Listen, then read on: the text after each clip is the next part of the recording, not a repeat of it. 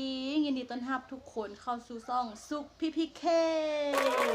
สุกเองเนาะมื้อนี้สุกจะพาทุกคนมากินต้มมื้อนี้ใส่เสื้อแดงเนาะ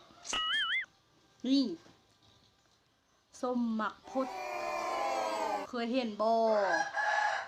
นี่อันนี้แม่นหมักโลดมาเริ่มกินกันเลย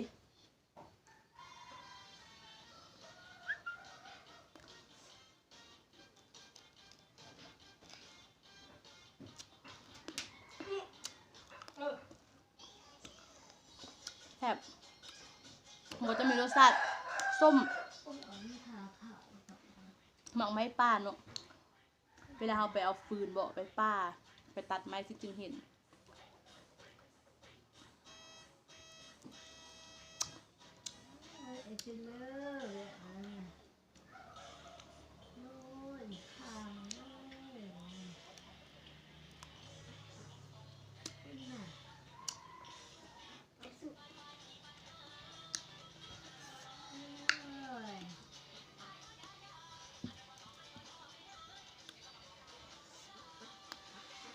คอยพูนา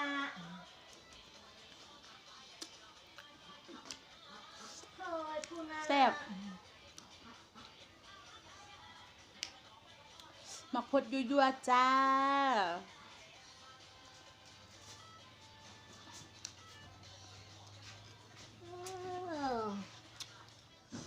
แซ่บเด้อทุกคนอันนี้เนาะแข่งเสียงขวางเอิ้นว่าหมักพดแล้วแข่งอื่นเด้เอิ้นว่าหมักอันเลยคอมเมนต์ไว้ใต้คลิปเลยเด้อเพื่อบอกกับหลายๆคนได้ฮู้เนาะ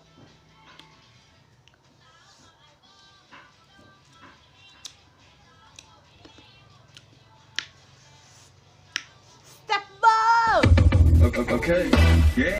ที่ใส่เสื้อแดงนี่บ่ได้แปลว่าจะแรงเลย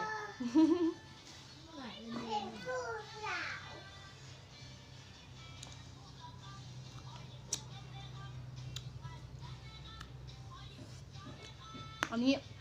หมักโลดมันยังประทานสุกเทื่อมันยังเป็นสีเขียวอยู่ส้มได้จือ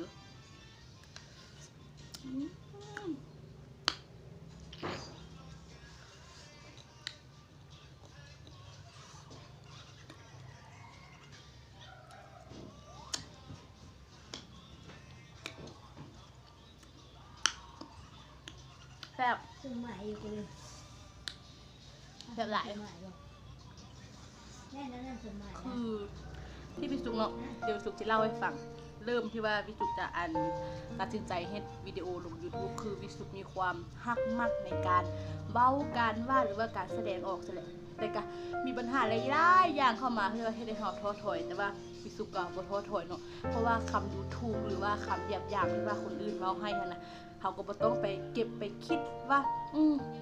เขาว่าห้อยเฮานั่นแหละเขาว่าห้อยเฮานี่เนี่ยแล้วเขาจิท้อถอยบ่แม่นเนาะคำเว้าของเขาท่านเขาเก็บเอามาเป็นแรงบันดาลใจเพื่อผลักดันตัวเองเพื่อให้ไปสู่จุดที่ว่าสูงสุดแล้วมื้อนั้นเขาจะอิสระเฮาเองเนาะคือวิสุเริ่มเฮ็ดคลิปก็คือกันเอาลงคลิปทำอิฐหรือว่าคลิปที่2โอ้ยโดนด่าเต็มเลยทั้งคนเว้าให้หลายๆคนว่าผีบ้าเลยเฮ็ดแนวนั้นอะไรเฮ็ดแนวนี้แหละแต่วิสุก็บ่สนใจเพราะว่ามันเป็นสิ่งที่ว่าเฮามักเพราะฉะนั้นอยากให้ทุกคนเนาะเอาเป็นแบบอย่างว่าเวลาที่ว่าคนเว้าใส่บ่หรือว่าเฮ็ดหยังนะเฮาบ่ต้องไปแคร์เฮาเก็บคำเว้าของเขาให้มาเป็นแรงบันดาลใจเพื่อให้เฮาเข้มแข็งแล้วก็สูงขึ้นฝากถึงน้องๆหรือว่าผู้ใดที่ว่าอยากเฮ็ด YouTube เนาะเริ่มเฮ็ดแต่มื้อนี้เลยมันบ่สวยแล้วมันก็บ่ล่าบ่สวยเกินไปคือบิสุก็คือกันตอนเฮ็ดทำบิดนะเอาคลิปลงตัวที่2คลิป2แม่ลูกปลาโด่งดังบ่แม่นโด่งดังย้อนหยังดอกเขาเจ้าเว้าให้ว่าแต่งโตผีบ้าแหละแนวนั้นแหละแนวนี้แหละก็อยากให้เข้าใจเนาะคำว่า2แม่ลูกเป็นแม่ก็ต้องแต่งโตแบบนุ่งเครื่องบ่ต้องแบบวัยรุ่นเกินไปจ้ะนะถ้าเกิดว่า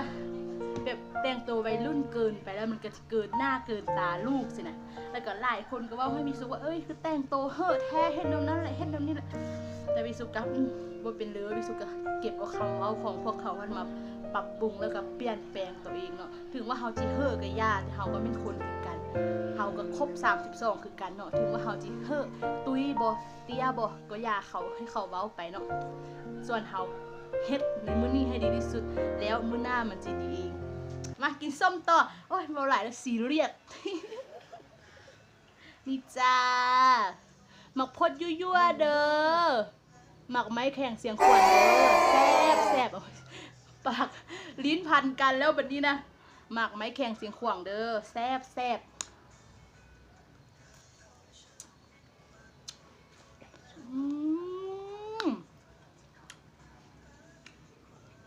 หมักพดเนี่ยเวลาเราไปตากแดดแล้วเรามาป่นใส่น้ำตาลก็สามารถกินกับข้าวได้คือกันได้แซ่บกินเป็นส้มก็ได้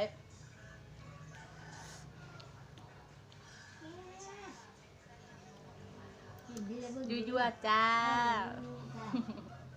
จ้าว้าว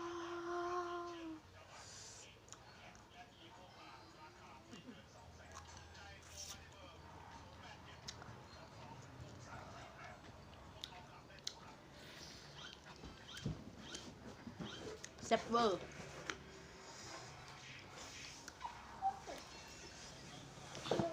ถ้าเพื่อนสนเจออยากกินมักพดมาที่แข่งเสียงขวางเด้อหลายช่วงนี้หลาย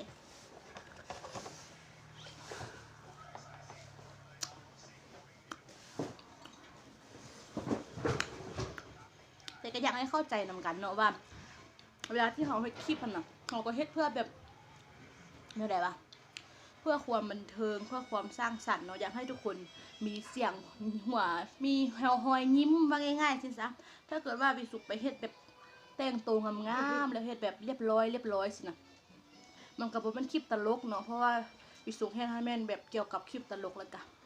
ถูกคนเว้าคนว่าให้ก็ลายอยู่แต่วิสุกอะบ่เป็นอย่างวิสุกจะเก็บเอาคำเว้าที่ว่าเพิ่นเว้าให้ท่านมาเป็นแรงผลักดันเพื่อให้วิสุกมีกำลังใจเฮ็ดคลิปต่อไปเนาะแบก็เป็นกำลังใจให้วิสุกเด้อสาวเป็นนอกอยากโกงเตะแต่กับอุปสรรคหลายว่ามันอยากโกอินเตอร์เนาะเพียงแต่แบบเขาเฮ็ดหยังไปก็เพื่ออยากให้ได้ผลตอบแทนที่ว่าดีสินะ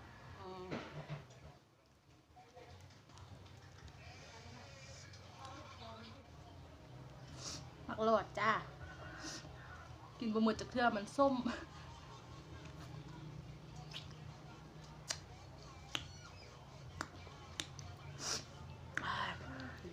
แซ่บหลายเด้อแซ่บอันเลอปานนี้มาส้มบ้านเฮานี่นะแซ่บแท้แซ่บป่าอู้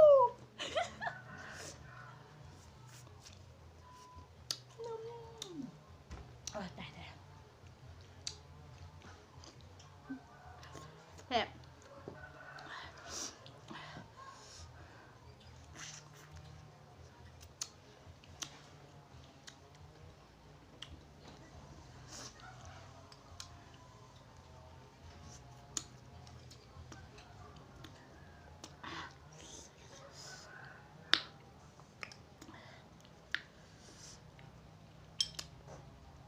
เดี๋ยวคลิปนี้พอจะมีกันเนาะถ้ามาคลิปนี้ก็จะลืมกดไลค์กดแชร์กดติดตามแล้วกดกระดิ่งกิ้งเพื่อเป็นกำลังใจให้พี่สุขเฮ็ดคลิปต่อไปเด้อสำหรับมื้อนี้บ๊ายบาย